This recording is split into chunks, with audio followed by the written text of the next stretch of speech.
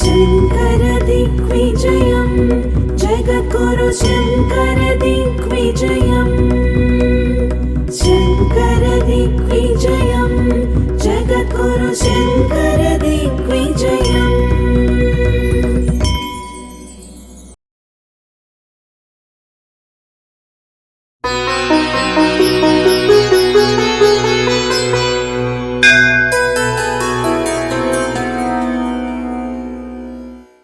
ఏ మహాపురుషుని పేరును స్మరిస్తేనే సమస్త పాపములు క్షయమై సమస్త సన్మంగళములు చేకూరుతాయో ఆ మహానుభావుడైన జగద్గురు ఆదిశంకరుల దివ్య చరితమే శంకర విజయము 23వ భాగము.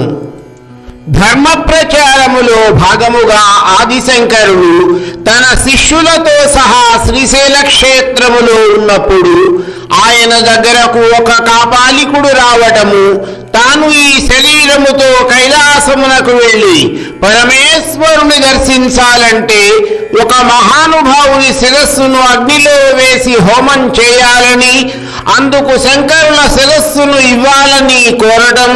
అందుకు శంకరులు అంగీకరించి తన శిష్యులు లేని సమయములో వచ్చి తన శిరస్సును ఖండించమని చెప్పడం. అందుకు అనుగుణముగా కాపాలికుడు శంకరుని శిష్యులందరూ నదీ స్నానమునకు వెళ్ళిన సమయములో వచ్చి ఆయన శిరస్సును ఖండించబోవడము మనము గత భాగములో తెలుసుకున్నాము. మిగిలిన వివరములను ఇప్పుడు తెలుసుకుందాము. కాపాలికుడు తన ఖడ్గము ఎత్తి శంకరుల శిరస్సును ఖండించబోవడమును ఆయన ప్రియ శిష్యుడైన శ్రీ పద్మపాదాచార్యులు తన యోగశక్తితో గ్రహించారు. శ్రీ నృసింహస్వామి మంత్రసిద్ధిని పొందిన శ్రీ పద్మపాదాచార్యులు సమంత్రపూర్వకముగా శ్రీ నృసింహస్వామిని ధ్యానించారు. వెంటనే శ్రీ నృసింహస్వామి మహోగ్రమైన రూపముతో శ్రీ పద్మపాదాచార్యుల శరీరముపై ఆవహించి అపూర్వమైన తేజస్సుతో వెలిగిపోతూ ఆదిశంకరులను కాపాలికుడు సంహరించదలుచుకున్న ప్రదేశములో వచ్చి నిలిచారు. ఆ సమయములో శ్రీ పద్మపాదాచార్యుల శరీర కవళికలను చూసి తీరవలసినదే.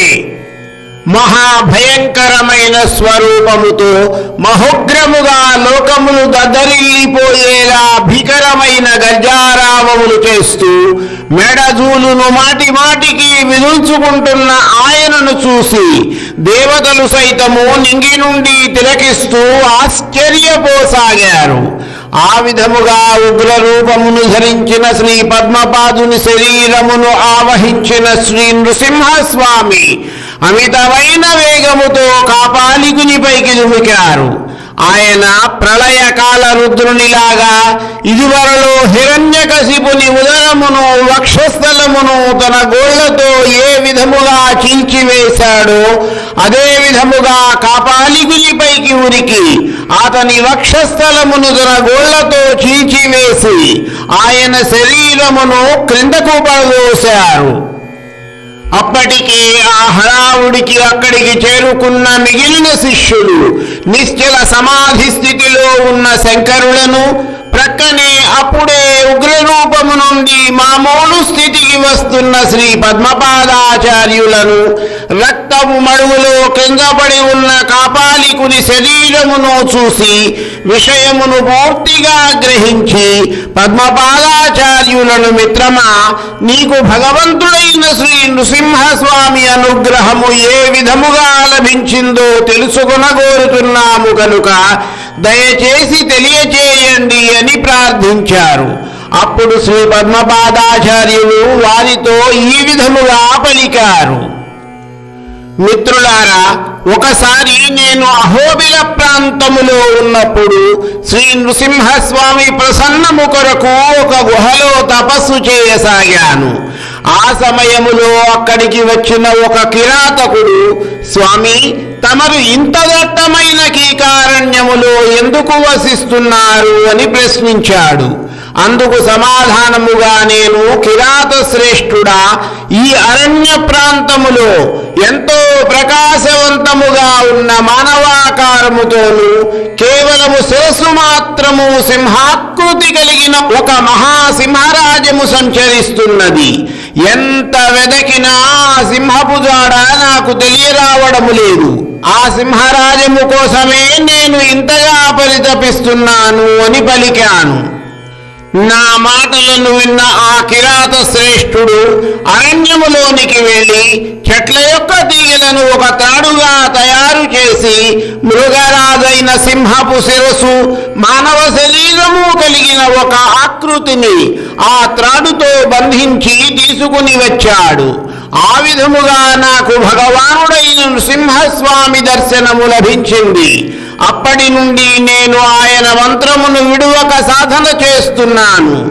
ఆ మంత్రమే నేడు మన గురుదేవులను రక్షించి తిరిగి మనకు ప్రసాదించింది అని తెలిపాడు. అప్పటి వరకు పద్మపాదుని శరీరముపై ఉన్న నారసింహుడు ఒక భయంకరమైన గర్జారావము చేశాడు. పద్మపాదుని శరీరముపై ఉన్న శ్రీ నృసింహస్వామి చేసిన భయంకరమైన గర్జారావమునకు అప్పటి వరకు తన స్థూల సూక్ష్మ కారణ శరీరములను మూడింటినీ కూడా మించి తురీయ స్థితిలో నిర్వికల్ప సమాధి స్థితిలో పరబ్రహ్మమునే ధ్యానిస్తున్న శంకరులు ఆ సమాధి స్థితి నుండి ఈ లోకములోనికి వచ్చారు. ఇంకా పద్మపాదుని శరీరముపైనే ఉన్న ఉగ్రనారసింహుడు ఆయనకు దర్శనమును ప్రసాదించాడు. ఆ రూపమును కన్నులారా కాంచిన శంకరులు నరసింహుని ఈ విధముగా స్తుతించారు. స్వామి శతాధికమైన సూర్యుల తేజస్సుతో ముఖమున అగ్ని కణమును వెలువరిస్తున్న నేత్రములతో భయంకరమైన ధూముతో ప్రకాశిస్తున్న నిన్ను ధ్యానిస్తున్నాను. క్రూరుడు కఠినమైన శరీరము కలిగిన కాపాలికుని సంహరించిన నీ శరీరము అతని రక్తముతో తడిసిపోయి భయంకరముగా ఉన్నది. గలమున శ్రీవత్సము కౌస్తుభములను ధరించి భక్తులను అనుగ్రహించే నీ శాంత స్వరూపము. నీవు కాపాలికుని యొక్క నరములను నీ మెడలో హారములుగా ధరించుట చేత చూచుటకు కూడా ఎంతో భయంకరముగా ఉన్నది. స్వామి, లోకములను దహించి వేసే నీ ప్రళయ రూపమును దయచేసి ఉపసంహరించండి. సాత్వికమైన శాంత స్వరూపమైన శ్రీ విష్ణు స్వరూపమును మేము దర్శించాలని భావిస్తున్నాము.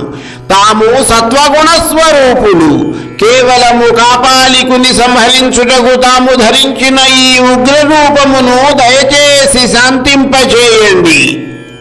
శ్రీ నారసింహ తమ నామమును స్మరించిన మాత్రముననే భూత ప్రేత పిశాచగణములు ఇతర దుష్ట శక్తులు దూరముగా పారిపోతాయి. నీ నామమును స్మరించిన వారు వినిన వారు అకాల మృత్యుభయము నుండి విముక్తులవుతారు. అటువంటి వారు ఇహలోకంలో సకల భోగములను అనుభవించి అంత్యమున తమ సన్నిధానమైన వైకుంఠ పదమును చేరుకుంటారు. ఈ ఉగ్రరూపమును ఉపసంహరించి తమ శాంత స్వరూపమును మాకు దర్శింపచేయండి అని ప్రార్థించారు. ఆయన ప్రార్థనను మన్నించిన నరసింహుడు తన ఉగ్రరూపముతో పద్మపాదుని శరీరము నుండి వైదొలగారు. పద్మపాదునికి ఇదంతా ఒక స్వప్నంలా తోచింది. ఆ విధముగా శ్రీ నారసింహుని కృపతో శంకరులు మరొక విజయమును సాధించారు. శంకర దిగ్విజయం జగద్గురు శంకర దిగ్విజయం. శంకర దిగ్విజయం జగద్గురు శంకర దిగ్విజయం. మిగిలిన వివరము తరువాతి భాగములో.